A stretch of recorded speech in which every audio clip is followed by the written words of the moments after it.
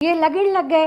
फिर उसके बाद जो शास्त्रोक्त पद्धति चलती है, गोत्रोच्चाव होते हैं, फिर वो पाणी ग्रहण के बाद वही अग्नि फेरे जिसको कि हमारे यहाँ चौरी कहते हैं वो होती है। फिर जब आखिरी में एक बहुत बड़ा भावनात्मक जो सब कुछ विदाई वाला आता है, संवेदनाओं का एकदम अपार संवेदनाएं आती हैं, सरोवर भर जैसे भर जाता है ऐसे। तो उसमें क्या है कि एक गीत है जो बेटी, ये पर्यावरण संरक्षण की सबसे बड़ी हमारे यहाँ की जागरूकता की जो बात है पर्यावरण संरक्षण की, कि हमने कहीं अलग से पर्यावरण संरक्षण बात नहीं की। ये देखिए आप इस गीत में है कि जब विदा होती है तो अम्बा सींचने की एक परंपरा है हमारे यहाँ, अम्बा सींचना, यानी बेटी जाती है तो जाते वक्त चूँकि वह बाग बगीचों में खेली है, उसका लगाव है इन सब वृक्षों से, वन से, उपवन से, तो वो जा रही है तो वो भी विकल हो जाती है कि मैं इनको छोड़ के जाऊंगी। तो उसे भी उस योग की कल्पना आती है। तो वो कहती है कि पहले मैं आम को सींचूंगी, आम सींचूंगी, जिन बाग बगीचों को सींचूंगी जिनके साथ मैं बचपन से लेकर अभी तक रही हूँ, इसके बाद मैं आपके साथ चलूँगी। तो इस गीत में ये है कि दूल्हा कहता है कि भाई चलो अब बहुत देर हो गई, तो अब तो लगन लग गए, अब चलो घर, देर हो गई। तो वो कहती है कि नहीं, जब मैं बाग बगीचे सींचूंगी तब आपके साथ चलूँगी, मैं अपनी माँ की कूख पूजूंगी तब आपके साथ चलूँगी, जब मैं अपने भाई की भुजा छोड़ूंगी तब मैं आपके साथ चलूँगी। इस प्रकार से वो बेटी कहती, मतलब अपने दूल्हे को वो नववधू कहती है। तो वो गीत है कि वो, ये गीत ऐसा है कि आज तक भी किसी ने पूरा नहीं गा पाया, क्योंकि उस समय का ऐसा वो बन जाता है वातावरण, माहौल कि लोग सरोबोर हो जाते हैं उस वातावरण से कि सबकी आंखें बहने लगती है, कंठ अवरुद्ध हो जाते हैं। तो ये गीत है, फुलड़ा बिनती तो चलियो लाड़कली, अपना पिता जी की बागमा, फुलड़ा बिनती तो चलियो लाड़कली, अपना दादा जी की बागमा, कछु बीणवा हो लाग्या, उत्तमा आया दुर्लभरा यजी, उठो लाड़क ली तुम बैठो पालकड़ी, चलो ते अपना देश जी, हमारा पिता जी का बाग बगीचा, हम कसा जावा तुम्हारा साथ जी, जद हमारा दादाजी अम्बासी चाड़, तब जाई जावा तुम्हारा साथ जी, जब हमारा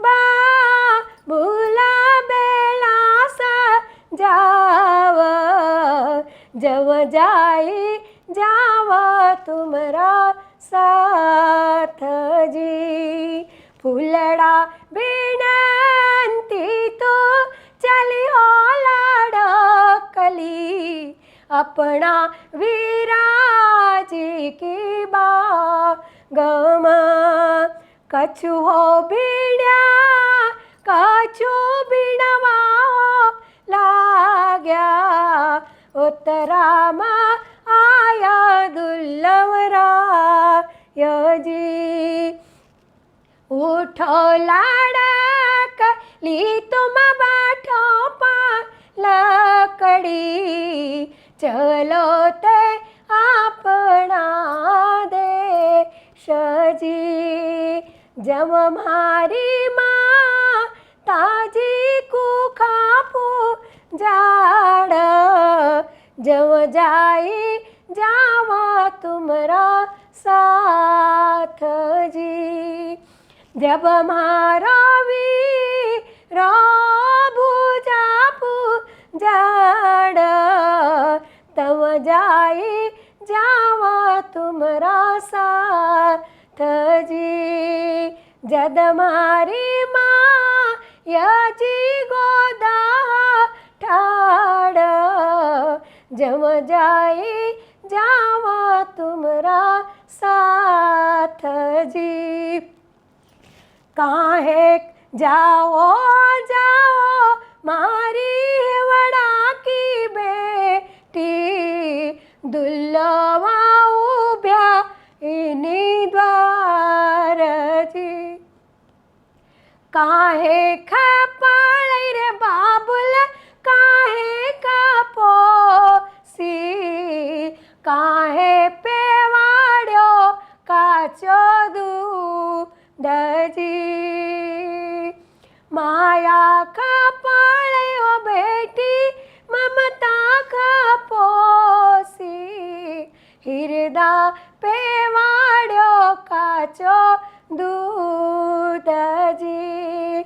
अमलसा दुर्लभ राजा उभ्याचे तोरण जाओ लाडकली उनका साथ जी।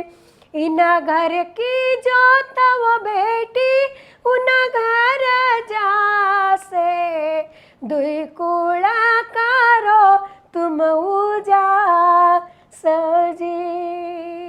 आसी जाई बाबुल बेटी कराबी दाई करुणा कोयान तनी पार जी। अब यहाँ दो चीज़ आ गई इस गीत में कि वो पर्यावरण संरक्षण वाली मैंने बात जो कही कि उनने कहा कि जाऊंगी पहले वो उन आम वृक्षों को सींचूं बेलों को गले मिलूं। ये वही बात है जो कण्व ने शकुंतला वाली बात है कि वो कहती है कि सब ले लता बेल फूल को बेल पौधों सबको लिपटूं फिर सबसे पशु पक्षियों से मिलूं तब जाऊं। यही बात है कि वो कहती है कि मेरी माँ जब कुक्षी पुजाएगी तब मैं जाऊंगी, मेरा भाई जब मेरी भुजा छोड़ेगा तब जाऊंगी। फिर वो कहते हैं कि ये दूल्हा तो खड़ा है पर आप इतने उतावले क्यों हो रहे हो पिता मुझे भेजने को। अगर तुमको भेजना ही था तो फिर तुमने मुझे क्यों पाला पोसा इतना बड़ा किया। और माता मैं आपसे प्रश्न करती हूँ कि जब आपको मुझे विदा करना ही था तो आपने क्यों मुझे अपने वक्ष का दूध पिलाया।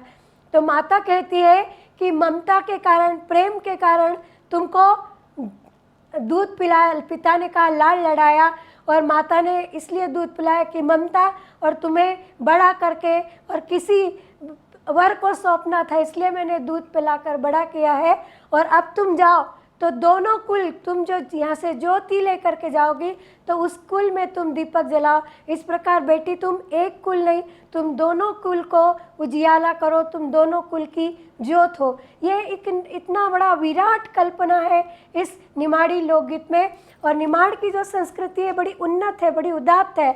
यहाँ पर जब बेटी को विदा किया जाता है उसके पहले एक परंपरा होती है कि वो माँ को अपनी माता की कूख पूछती है। कूख पूछने का मतलब ये कि जहाँ पर माँ के गर्भ में वो 9 महीने रही उस गर्भ स्थान पर वो कुक्षी के स्थान पे वो दही में हल्दी घोली जाती है और हल्दी और दही का हाथा वो अपनी माँ की कूख को लगाती है कि हे ये एक प्रकार का आश्वासन है कि हे माँ मैं आपकी कूख को शीतलता प्रदान करूँगी, उसको लजाऊंगी नहीं।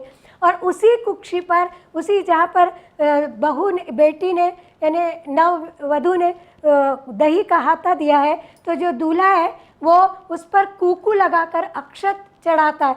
यानी वो अपने ससुराल पक्ष को ये आश्वासन दे करके जाता है कि मैं आपकी कूख को पूज कर ले जा रहा हूँ। मतलब आपकी जो आप बेटी मुझे कर दे रहे हैं जिसे मैं पत्नी बना कर ले जा रहा हूँ, अपनी धर्म प्रिया बना कर ले जाता हूँ, मैं उसको पूज कर ले जाता हूँ, मैं उसका और आपकी कूक का कभी अपमान नहीं करूँगा।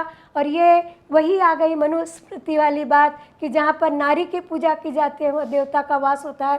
ये वो एक उदात्त परंपरा, वो एक उदात्त विचार हमारी निमाड़ी गीत और निमाड़ी परंपरा में विद्यमान है। और मैं सोचती हूँ कि इन परंपराओं को हमें निरंतर जीवित रखना है, जागते रहना है, चलाते रहना। ये गीत है, ये परंपरा है जो परिवार को बांधे रहने की, और संयुक्त परिवार न भी हो पर जो परिवार है, जिसको आजकल संयुक्त परिवार सिर्फ माँ बाप, बेटे बेटी, बहू बहू 5-6 लोग का ही संयुक्त परिवार कहते हैं, तो भले ही सही ऐसे ही परिवार को बांध करके रखे। तो ये जो एक प्रकार से ये गीत और परंपराएं नैतिक शिक्षाएं हैं जो बेटी को जाते वक्त याद दिलाती कि क्योंकि यहाँ से जब बेटी विदा होती है तो उसके हाथ में एक दीवी देते हैं, मतलब एक प्रकार की वो खांचा रहता है, उसमें दिया रहता है, उस दिए को जला करके देते हैं और वही दीवी बेटी हाथ में लेकर के जाती है और वो वहाँ ससुराल में जाएगी तो कुल देवी के वहाँ पर वो उसको रखेगी और उसी ज्योति से, उसी दिए की ज्योति से वहाँ की कुल देवी की ज्योति जलेगी। मतलब ये बेटी जो ज्योत लेकर के आई है, अब वो इस अपने पति के कुल को प्रकाशित करेगी और उज्जवल करेगी और दैदीप्यमान करेगी। यही परंपरा है निमाड़ की जो हम लोगों को ये बांधे रखती हैं अपने संस्कारों से और परिवार में एक प्रकार का औदार्य भाव बनाए रखती हैं। नमस्कार।